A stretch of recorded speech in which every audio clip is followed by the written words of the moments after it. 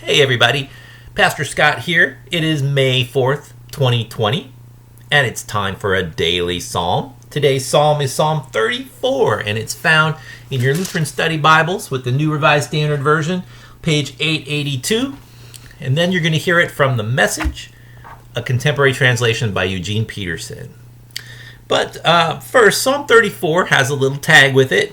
The tag says, "Of David, when he feigned madness before Abimelech, so that he drove him out, and he went away." Now you may be wondering, what is this about? David pretending to be insane? And yes, there was an incident where David pretended to be insane, although whoever wrote the tag didn't quite get the facts right, or at least in line with the story as it is told in 1 Samuel. But if you want to look it up, the story is in 1 Samuel chapter 21. And if you'd like to read the whole thing, read chapter 22 too. It concerns some of the activities of David when he was hiding out from King Saul. King Saul was trying to kill him because he thought David was working against him and saw David as the primary rival to his own kingship. So Saul was after David. David fled to a sanctuary in a little town called Nob, and there he ate the showbread. He ate the bread that was laid out for the sacrifices, which was a no-no, but David, being a man after God's own heart, God seemed to overlook it, and the priests of Nob allowed him to do that. Problem was, after Saul got there, he learned about this and decided to wipe out, totally murder all of the priests who were working there at Nob. So it was a tremendous slaughter. And there was a guy named Ahimelech who was a head priest there at Nob.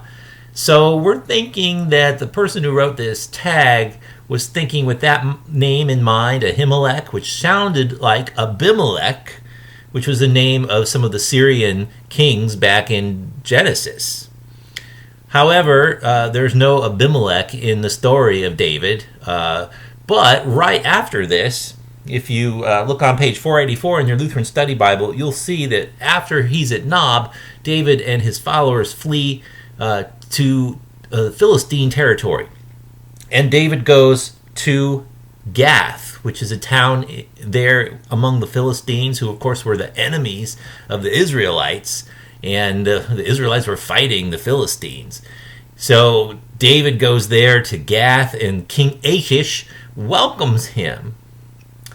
He's a little not so sure about David because he knows he was a war hero, fought in the wars against the Philistines, but he also knows Saul's trying to kill him. So he's thinking, well, maybe it's okay to have him here among us.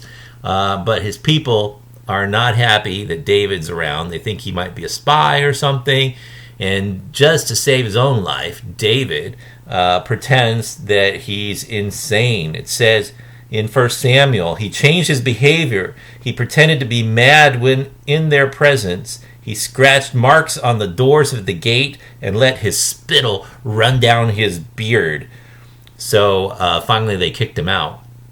But not forever, because Saul decides to still pursue David. And ultimately David comes back to Gath and lives among them for, it looks like, maybe a couple of years.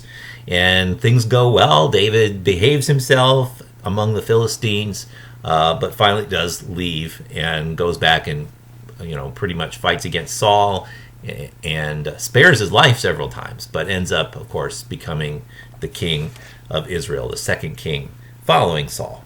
Anyway, that's the long story behind this short tag. It's really about King Achish and not King Abimelech, but it really did happen according to what we have in 1 Samuel. So, with that said, here it is, Psalm 34.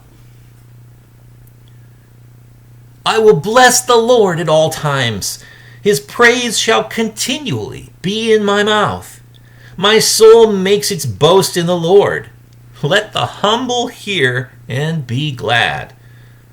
O magnify the Lord with me, and let us exalt his name together. I sought the Lord, and he answered me, and delivered me from all my fears. Look to him and be radiant, so your faces shall never be ashamed. This poor soul cried and was heard by the Lord, and was saved from every trouble. The angel of the Lord encamps around those who fear him, and delivers them. Oh, taste and see that the Lord is good. Happy are those who take refuge in him. Oh, fear the Lord, you his holy ones, for those who fear him have no want. The young lions suffer want and hunger, but those who seek the Lord lack no good thing. Come, O children, listen to me. I will teach you the fear of the Lord. Which of you desires life and covets many days to enjoy good? Keep your tongue from evil and your lips from speaking deceit. Depart from evil and do good. Seek peace and pursue it. The eyes of the Lord are on the righteous, and his ears are open to their cry. The face of the Lord is against evildoers, to cut off the remembrance of them from the earth. When the righteous cry for help, the Lord hears and rescues them from all their troubles. The Lord is near to the brokenhearted and saves the crushed in spirit. Many are the afflictions of the righteous, but the Lord rescues them from them all. He keeps all their bones, not one of them will be broken. Evil brings death to the wicked, and those who hate the righteous will be condemned. The Lord redeems the life of his servants. None of them who take refuge in him will be condemned. All right. And now Psalm 34 from the Message. I bless God every chance I get. My lungs expand with his praise. I live and breathe God. If things aren't going well, hear this and be happy. Join me in spreading the news. Together, let's get the word out. God met me more than halfway. He freed me from my anxious fears. Look at him. Give him your warmest smile. Never hide your feelings from him. When I was desperate, I called out, and God got me out of a tight spot.